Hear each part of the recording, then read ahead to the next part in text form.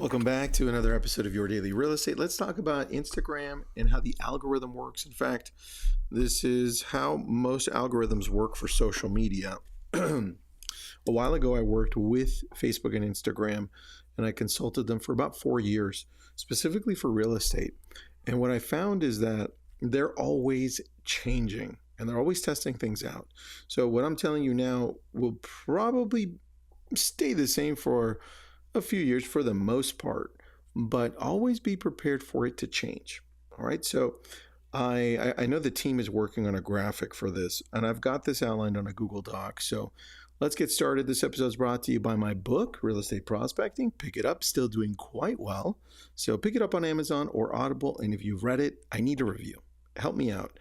I'm stuck in the 70s. I need to break 100. Please go review it. All right, here it is. How the IG algorithm works. This is a quick guide. It starts with this. It really starts with standards. And number one, I've got 4 parts to this, but really number 1 to me and number 2 are the most important ones. Number 1 is posting an initial review. I like to call that the standards. There are certain things that you have to do in order to even pass the test. Because if you don't, Instagram's not even going to show it to your friends. They won't even show it to any percentage of their friends. It's just like, oh, didn't pass our crawlers, didn't pass our algorithm, done. And that's when most of you feel like, well, is Instagram even showing my stuff to anybody? The answer is no. Not if it passes these standards. Not if it doesn't pass these standards. Here it is. If your post violates any of these, it won't be pushed. Number 1, low quality image. Video's different. Right? This is just for image right here, low quality image. Watermarked content. That means if your video has any watermarks because those videos came from somewhere else and you didn't remove them, guess what? It'll suppress it. Number 3, clickbait content. And the tough one on this is that the algorithm decides. It's like, wait a second, is this clickbait? Right? And sometimes you see some stuff gets suppressed for no reason, but most of the time they're right on. And lastly, spam or scam related material.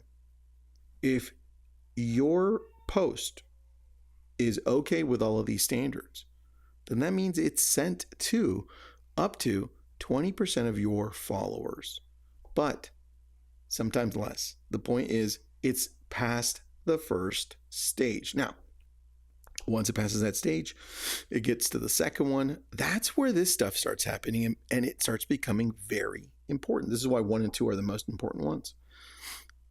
If it's shown now to your friends, then it's going to measure these things, and you may want to write them down if you don't want this Google Doc. Number 1, spending time on the post. Some of you know that social media looks at, you're most of the time you're watching it on your phone, but it's tracking where your eyes are, right? What are you looking at on the post? Are you looking at the actual post? What are you doing? So spending time on the post is important. It tells me that you are reading it, that you are enjoying it, that something's up, that you're stuck on it. So that's number 1. Clicking to see more. If it's a video, if it's a carousel, if it requires me to engage with it, clicking to see more. Number 3, saving the post and revisiting it. That means if you saved it, bookmarked it, and on top of that, if you came back to watch it again or see it again or read it again, that's crazy good. 3 more, visiting your profile after seeing the post. If somebody's visiting you after looking at your post, then they're wondering, who is this? This is good material, or this sucks, I want to skip this person. That's probably not what's happening if they're looking at your profile, but you've done something, you've moved them in some way, right? So visiting your profile. Next one, liking or commenting on your post. This is probably the one that happens the second most after just somebody scrolling through and stopping, watching, and doing nothing. If somebody liked it, they'll probably just hit a little heart on it and then just move on. If they really like it, they'll comment, and that's getting better, right? So the algorithm's looking for that.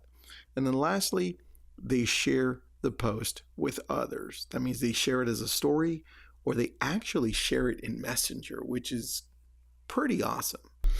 Think about it. Somebody's got to do a lot to share it emotionally. Like, oh, I really like this. It made me laugh. Oh, I love this. It made me feel good, right? Oh, this is so true, sharing. Now, if none of that happens, that's a bad signal. Bad signal. That means Instagram is going to limit your visibility, right? If people are scrolling past through it, boom, done. Or they're reporting the post for some reason, or there's no engagement at all. Yeah, nothing's going to happen. Number three and four, growth and exposure. If your post continues receiving good signals, right? These are the good signals, the one we just went over. Instagram's going to push it to more people, and it's going to push it past more of your followers. It always starts with your followers, and then it expands from there. And then the cycle repeats itself until it gets to a point where it's just not grabbing other people's attention, and that's it. Now, number four, I want you to go over some key takeaways here. If you have any questions on this, on how the algorithm works or what you should be doing, if you want more clarity on anything, just let me know. But number four, key takeaways: use high quality images and do your best to record, for the most part, great videos, meaning use the most recent phones that you've got, or use the most recent DSLR mirrorless camera if you want to go that route. You really don't need to. You just need a good phone, right? Take good quality images, create engaging captions that encourage interaction. Like, what are the captions? What are the titles?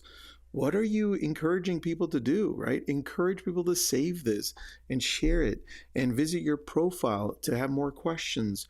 It's just, you have to think, why would somebody share what I'm about to post with? Why would somebody engage with it? Why would somebody watch it, right? And please avoid clickbait, spam, or low effort posts. Just those things. I'm just going to post something. Oh, that looks good from that other person, right? Keep on watching your analytics, because your analytics, meaning who engaged, how often your posts get viewed, what are the views, what are the shares, all that stuff. View your analytics and see which ones do well, because all that matters. This right here, real estate, for your business, for you to be able to treat social media as a business, as a prospecting arm, you've got to get serious about it. You have to understand the tool that you have, and Instagram's free, and it's definitely an amazing tool. If you need this, let me know. I'll send it over to you. Have an awesome day.